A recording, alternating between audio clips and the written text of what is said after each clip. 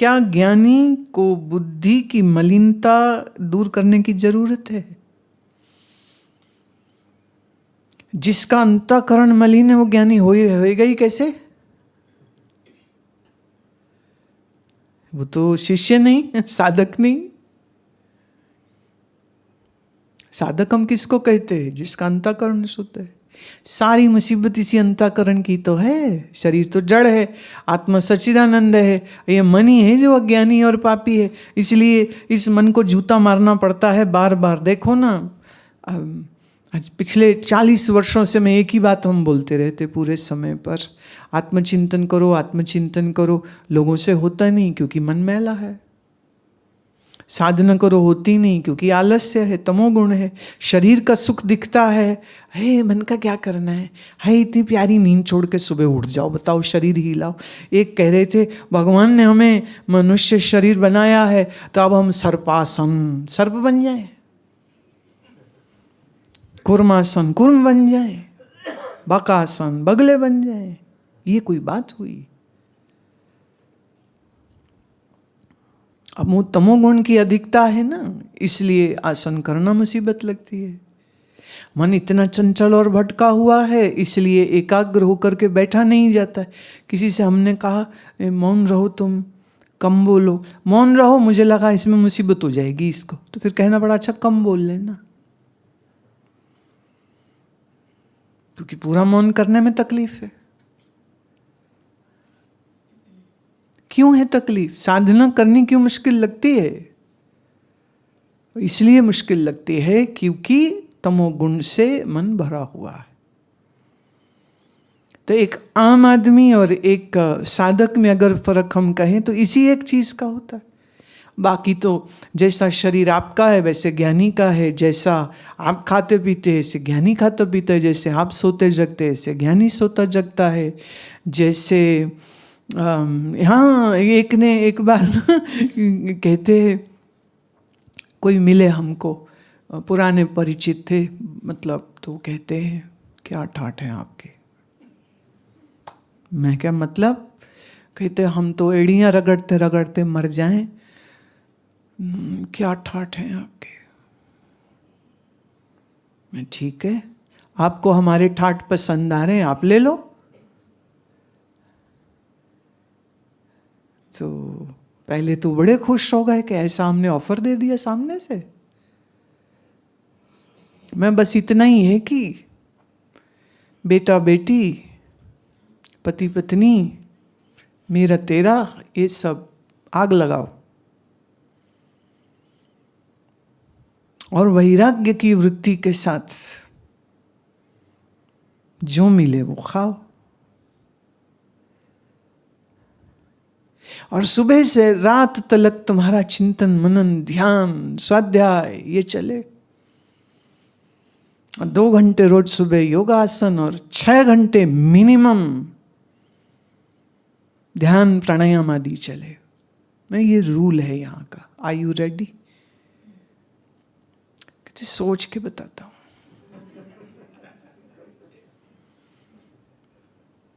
कि लोगों को तो बड़ा अच्छा लगता है ना भाई, कोई काम नहीं करना, जॉब नहीं करनी, पढ़ाई नहीं करनी, इंडस्ट्री नहीं चलानी, ऑफिस नहीं चलाना, आराम से बैठो,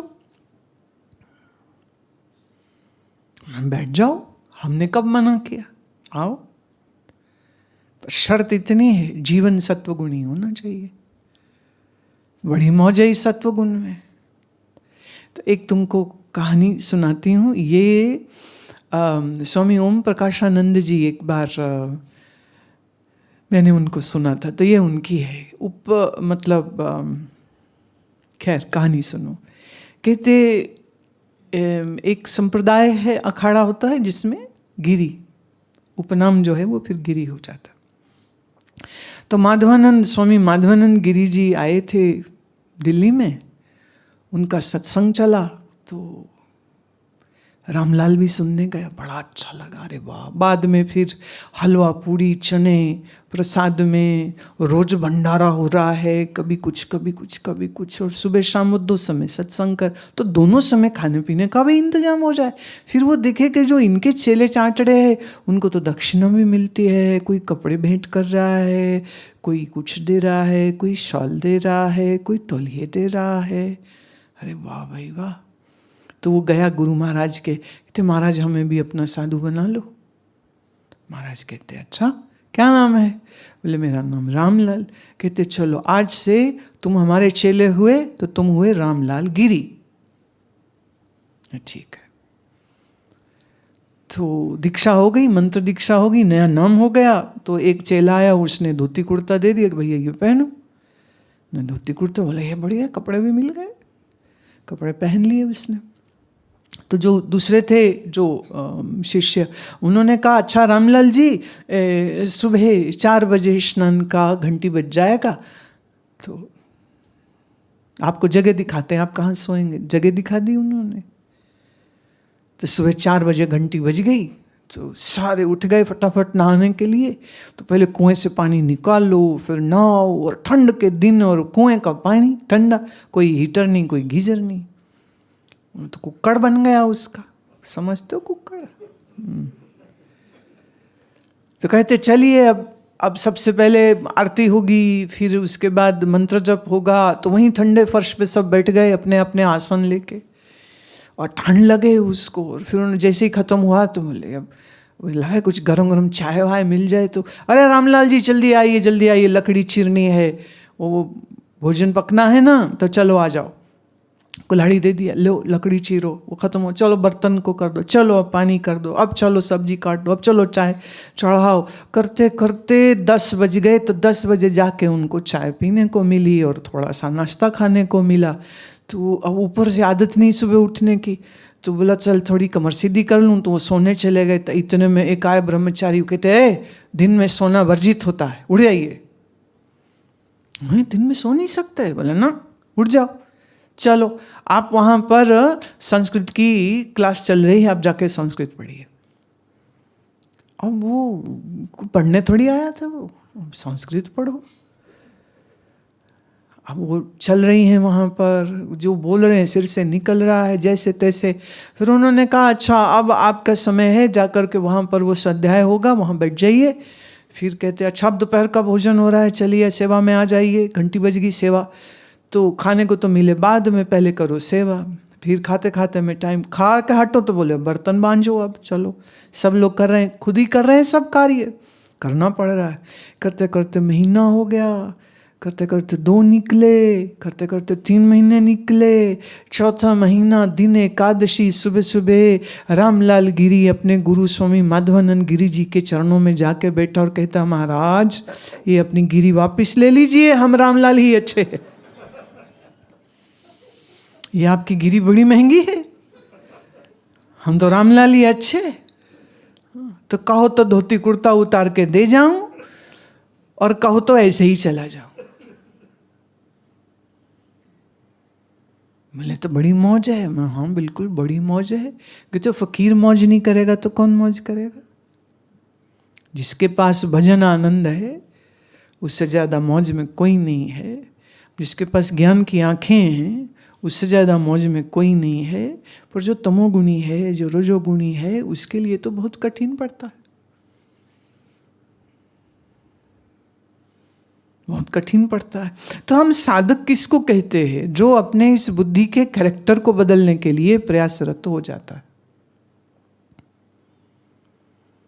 अब बुद्धि का शुद्धता, एकाग्रता, सात्विकता, ये सब सत्व गुण को करते करते करते वो एक अच्छा साधक होता है, वो एक अच्छा शिष्य होता है। और फिर एक समय ऐसा आता है जब प्रत्यक्ष, जिसे हम कहते हैं आत्म अनुभूति हो जाती है। और जब ये आत्म अनुभूति निश्चय हो जाती है, आत्मा मैं ही आत्मस्वरूप हूँ, मैं देह इंद्रिय मन बुद्धि हूँ ही नहीं, जब जहाँ ये निश्चय पक्का हुआ, फिर गुरु के पास बैठकर वेदांत श्रवण करते हुए इस शुद्ध बुद्धि के साथ फिर यह समझ लगती है कि तत्स्वरूप ईश्वर का ईश्वरपना माया से है, तो इधर माया छोड़ी, इधर मन छोड़ा, इधर जीव भाव छोड़ा प्रतिबिंब, उधर ईश्वर भाव छोड़ा जो प्रतिबिंब, और आत्म परमात्मा की एकता का निश्चय हो गया। अब जिसको ये निश्चय हो गया उसके लिए तो अब कुछ करना कराना बचा ही नहीं, क्योंकि ब्रह्म सत्यम जगन मिथ्या जीवो ब्रह्मैव न परः। ऐसे अनुभव आ जाने के बाद अब कहो कि क्या बुद्धि वापिस अशुद्ध हो सकती है? मुश्किल है। अपना आत्मस्वरूप क्या भूल जाएगा ज्ञानी को? बहुत कठिन। जैसे अज्ञान के पर्दे का उठना मुश्किल है, ऐसे ज्ञानी का पुनः अज्ञानी हो जाना बड़ा कठिन है। इसलिए अब ये ज्ञानी का प्रारब्ध होता है, कभी कभी वो निवृत्ति वाला है, तो बस फिर तो वो आराम से गंगा किनारे या कहीं किसी एकांत में वो बैठ जाता है और अपने स्वरूपस्थ रहते हुए एकांत का सेवन करता है। पर किसी किसी का प्रारब्ध ऐसा है प्रवृत्ति वाला, तो वो फिर दूसरों को ज्ञान उपदेश देने, समाज में धर्म और ज्ञान के इस प्रचार प्रसार में लग जाता है। लेकिन जो निवृत्ति में रह रहा है ज्ञानी या जो प्रवृत्ति में रह रहा है ज्ञानी, उनके निश्चय में कोई फर्क नहीं होता है। हाँ, ये ज़रूर है कि जब आप व्यवहार करेंगे, जब आप शरीर से यात्राएं करेंगे, जब आप बोलेंगे, जब आप अनेक अनेक मनुष्यों के साथ व्यवहार करेंगे, तो किंचित मात्र हम ये कह सकते हैं कि कभी कभी ज्ञानी के मन को भी खराब लग सकता है, कुछ अच्छा भी लग सकता है। लेकिन उसका खराब लगना और उसका अच्छा लगना उसके लिए उतना ही मायने नहीं रखता है, क्योंकि स्वप्न में आप राजा बन जाओ कि त्यागी हो जाओ, जागने पर तो दोनों ही झूठ है। तो ज्ञानी के लिए सत और असत बोलने वाला, व्यवहार करने वाला, राजस तामस सातक जो भी है वो अपना आप ही है, दूसरा कोई रहा नहीं। तो थोड़ा निवृत्ति में रहने में विशेष आनंद की अनुभूति है। और अगर कोई प्रवृत्ति मतलब दुनिया के कामकाज में संगठन बनाओ, आश्रम बनाओ और प्रचार करो और सत्संग करो और शिविर लगाओ और अब ये सारा प्रोग्राम करोगे तो कुछ ना कुछ स्यापे तो आएंगे ही आएंगे। ऐसा तो हो नहीं सकता कि स्यापे ना आए। अब सवाल ये उठता है, अगर वो अपने आप को इस सारे तमाशे में असंग साक्षी होकर के इस खेल को वो करता, क्योंकि उसको अपने लिए तो कुछ चाहिए नहीं है। कहते ज्ञानी को क्या कर्तव्य? बोले ज्ञानी को कोई कर्तव्य नहीं। जान यही कर्तव्य तजे सब निश्चल होके निश्चल पार। ज्ञानी को कोई कर्तव्य नहीं है, लेकिन अब उसके स्वभाव में है आत्मचिंतन, अब उसके स्वभाव में है सत्य की निश्चय, अब उसके स्वभाव में है ग्रंथों का अध्ययन मनन। इसके अलावा वो क्या करेगा? इसके अलावा तो कुछ नहीं करेगा। लेकिन जैसे ऐसे जानिए, आपने दही को मथा और दही में मक्खन अलग हो गया और छाछ अलग हो गई। अब भले मक्खन उसी छाछ में पड़ा रहे, वो मक्खन वापिस दही नहीं हो जाएगा। क्या हो जाएगा? नहीं हो सकता।